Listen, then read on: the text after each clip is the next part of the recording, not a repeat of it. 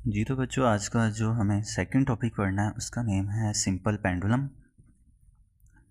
Simple pendulum के बारे में भी आप लोगों ने 10th क्लास में पढ़ा था और वहाँ पे भी आप लोगों ने जिस तरह मैंने हॉरिजॉन्टल मैथ स्प्रिंग सिस्टम का बताया, फार्मूला डायरेक्ट याद किया था। सिंपल पेंडुलम का भी फार्मूला आप लोगों ने डायरेक्ट ही याद किया था, T=2πL/g²। तो आज हम इस फार्मूला को भी ड्राइव करने जा रहे हैं।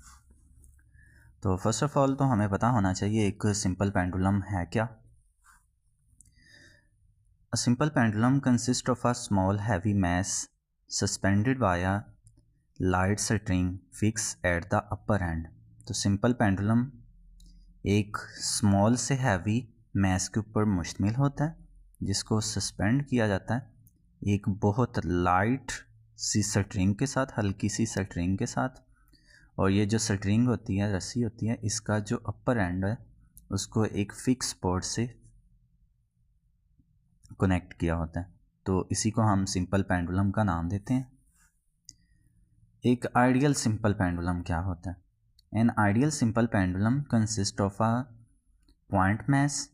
अब पॉइंट मैस की अगर बात करें, इतना स्मॉल मैस जो कि हमारी इस नेचर में एग्जिस्ट ही नहीं करता। तो जाहिर सी बात है, जब पॉइंट मैस एग्जिस्ट नहीं करता तो फिर आइडियल पेंडुलम भी एग्जिस्ट नहीं करता। An ideal pendulum consist of a point mass suspended by a massless inextensible string fixed at a rigid and frictionless port।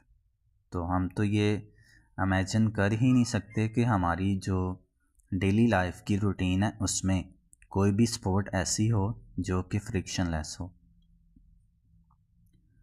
तो ऐसा पेंडुलम जो कि एक पॉइंट मैस पे मुश्तमिल हो और उसको एक ऐसी रस्सी के साथ बांधा जाए जो कि मैसलेस भी हो, जिसका मैस हो ही ना।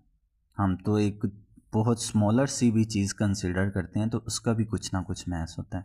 और वो इनएक्सटेंसिबल भी हो, मीन्स उसकी जो लेंथ है उसमें कमी बेशी ना हो सकती हो, और उसको फिक्स किया जाए एक ऐसी रिजिड स्पॉट के साथ जो कि फ्रिक्शनलेस हो। तो ये एक हमारा प्रैक्टिकल पेंडुलम है। एक फिक्स स्पॉट है, उसके साथ स्ट्रिंग का एक एंड अटैच है और दूसरे एंड के साथ एक हैवी मैस वाली बॉल को अटैच किया हुआ है और यहाँ पे ये अपनी रेस्ट की हालत में है। अब जैसे ही हम क्या करेंगे, इस मैस को रेस्ट की फॉर्म से यहाँ तक एक्सट्रीम पोजीशन तक लेके जाएंगे तो क्या होगा, ड्यू टू रिस्टोरिंग फोर्स, जैसे ही यहाँ से इसे रिलीज़ करेंगे, इसने रिस्टोरिंग फोर्स की वजह से दोबारा मेन पोजीशन की तरफ जाना है। मेन पोजीशन पे रुकना नहीं होता, किस वजह से? Due to inertia. और अनर्शा की वजह से दूसरी एक्सट्रीम पोजीशन पे, एक्सट्रीम से ड्यू टू रिस्टोरिंग फोर्स दोबारा मेन पोजीशन पे आना है। इसी तरह इसने अपनी ऑसिलेशंस को रिपीट करते रहना है। तो ये पेंडुलम भी फिर क्या है? सिंपल हार्मोनिक मोशन की ही एक एग्जांपल है। आप लोगों ने ये भी बात सीखी हुई है, हमेशा किसी भी चीज़ का जो वेट है वो वर्टिकली डाउनवर्ड एक्ट करता है। तो ये जो मेटल की गोली है इसका वेट डाउनवर्ड होगा जो कि W=mg के इक्वल होता है। अब यहाँ पे एक ट्राइंगल बनेगी क्योंकि हमें पता है वेट एक फोर्स है। तो जब फोर्स को इसके कंपोनेंट्स में रिजॉल्व किया जाता है, ये टेंशन की फोर्स के ऑपोजिटली डाउनवर्ड, थीटा के सामने अगर हम देखें तो हमेशा साइन थीटा वाला कंपोनेंट होता है और थीटा के साथ कोस थीटा वाला कंपोनेंट होता है। अब यहाँ से हमें ये बात तो क्लियर है, ये जो mg कोस थीटा वाला कंपोनेंट है ये वर्टिकली डाउनवर्ड है और टेंशन की फोर्स अपवर्ड। तो जब तक ये एक दूसरे को बैलेंस किए हुए होते हैं, ये एक दूसरे के इफेक्ट को कैंसिल करते हैं और ये जो स्ट्रिंग होती है ये ब्रेक नहीं होती और सिंपल पेंडुलम अपनी जो शेप है इसको मेंटेन रखता है। तो यहाँ पे अगर हम बात करें फिर सिंपल हार्मोनिक मोशन पेंडुलम में किस वजह से परफॉर्म होती है, तो वो वेट के साइन थीटा वाले कंपोनेंट की वजह से होती है जो कि हॉरिजॉन्टल डायरेक्शन में है। तो ये पेंडुलम भी जब हॉरिजॉन्टल ऐसे मोशन अपनी परफॉर्म करेगा तो तभी हम इसे सिंपल हार्मोनिक मोशन का नाम देंगे। तो रिस्टोरिंग फोर्स फिर किस वजह से हुई? Due to mg sine theta. Minus का साइन क्या बता रहा है? जो रिस्टोरिंग फोर्स है इसकी डायरेक्शन हमेशा मेन पोजीशन की तरफ होती है। नेक्स्ट हमने ये भी सीखा जब किसी भी चीज़ पे फोर्स लगाते हैं उसमें क्या होता है? Acceleration produce. अगेन वो न्यूटन सेकंड लॉ से आएगा, F is equal to M A. Equation number 1 और 2 इन दोनों की left hand sides again equal हैं। रिस्टोरिंग फोर्स और एक्सटर्नल अप्लाइड फोर्स ये दोनों एक दूसरे के इक्वल होंगे लेकिन एक दूसरे की अपोजिट डायरेक्शन में। तो इक्वेशन नंबर 2 की right hand side M A, equation number 1 की right hand side minus M G sine theta. यहाँ पे एम से कैंसिल हो जाएगा, बाकी क्या बचेगा? लेफ्ट हैंड साइड पे ए और राइट हैंड साइड पे माइनस जी साइन थीटा। अब ये जो यहाँ ट्राइंगल बन रही है हमें इसे कंसीडर कर लेना है।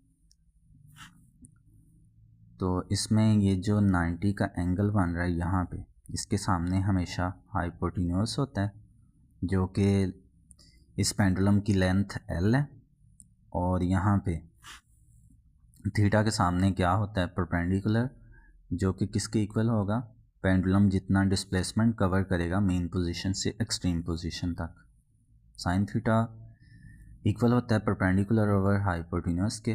तो परपेंडिकुलर की बात की जाए वो थीटा के सामने है x और हाइपोटेन्यूस 90 के एंगल के सामने L। तो साइन थीटा इक्वल है x over L। Equation number 3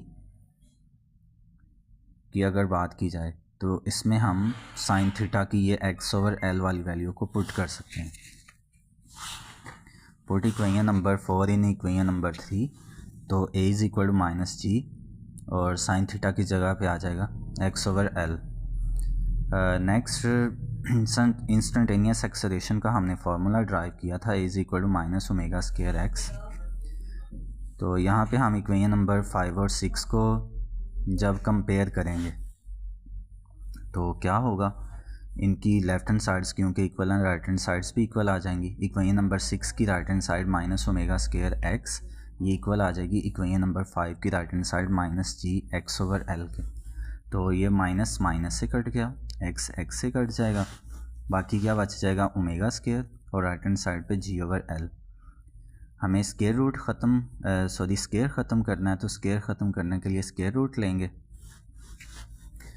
square root से स्क्वायर कट जाएगा, लेफ्ट हैंड साइड पे ओमेगा आ गया, राइट हैंड साइड पे जी ओवर एल का स्क्वायर रूट। ओमेगा हमें पता है इक्वल होता है 2 पाई ओवर टी के, तो ओमेगा की जगह 2 पाई ओवर टी पुट कर देंगे। हमें टी की वैल्यू चाहिए, दोनों साइड पे लेंगे रेसिप्रोकल, तो टी ओवर 2 पाई हो जाएगा। राइट हैंड साइड पे एल डिनोमिनेटर से न्यूमरेटर में चला जाएगा और जी डिनोमिनेटर में आ जाएगा। 2 पाई इधर डिवाइड हो रहा था, दूसरी साइड पे जाके मल्टीप्लाई। तो ये बच्चों वो फॉर्मूला है जो कि आपने 10th फिज़िक्स में सिंपल पेंडुलम वाले टॉपिक में डायरेक्ट याद किया था। फॉर फ्रीक्वेंसी क्योंकि टाइम पीरियड का रेसिप्रोकल है, तो टी की जगह 1 ओवर एफ जब हम पुट कर देंगे तो यहाँ से हमें पेंडुलम की फ्रीक्वेंसी का फॉर्मूला मिल जाएगा। नेक्स्ट बहुत ही इंपॉर्टेंट शॉर्ट आंसर पेपर में पूछा जाता है, what is seconds pendulum? Seconds pendulum क्या होता है? ऐसा पेंडुलम जिसका टाइम पीरियड 2 सेकंड हो उसे हम सेकंड्स पेंडुलम का नाम देते हैं। A pendulum whose time period is 2 second is called seconds pendulum। तो t is equal to 2 second। अब इसी तरह ये MCQ में भी पूछा जाता है, what is the frequency of seconds pendulum? तो हमें पता है f is equal to 1 over t है, t क्योंकि 2 seconds है, 1 over 2 equal to 0.5 हर्ट्ज़। तो सेकंड्स पेंडुलम की जो फ्रीक्वेंसी है वो 0.5 हर्ट्ज़ होती है। इसी तरह ये भी पूछ लिया जाता है, what is the length of seconds pendulum? तो t is equal to 2 pi L over g. हमें क्योंकि इसकी लेंथ फाइंड करनी है, तो लेंथ तो स्क्वायर रूट में है, पहले इसे स्क्वायर रूट से बाहर लेके जाएंगे, दोनों साइड पे करेंगे स्क्वायर रूट, स्क्वायर लेंगे ताकि ये स्क्वायर रूट कट जाए। T square is equal to 2 का स्क्वायर 4 आ जाएगा पाई स्क्वायर, और ये जो हमने स्क्वायर रूट लिया था स्क्वायर लिया था उससे स्क्वायर रूट कट जाएगा, तो बाकी बचेगा एल ओवर जी। हमें एल की वैल्यू चाहिए, ये जो जी इधर डिवाइड हो रहा है दूसरी साइड पे जाके टी स्क्वायर से मल्टीप्लाई हो गया, 4 पाई स्क्वायर मल्टीप्लाई था दूसरी साइड पे जाके डिवाइड। सेकंड्स पेंडुलम का टाइम पीरियड 2, जी की वैल्यू 9.8, ये फिक्स है। एक्सेलरेशन ड्यू टू ग्रेविटी 4 भी कांस्टेंट, पाई की वैल्यू पुट करेंगे तो जो सेकंड्स पेंडुलम है इसकी लेंथ आ जाएगी 0.992 विच इज़ अप्रॉक्सीमेटली 1 मीटर।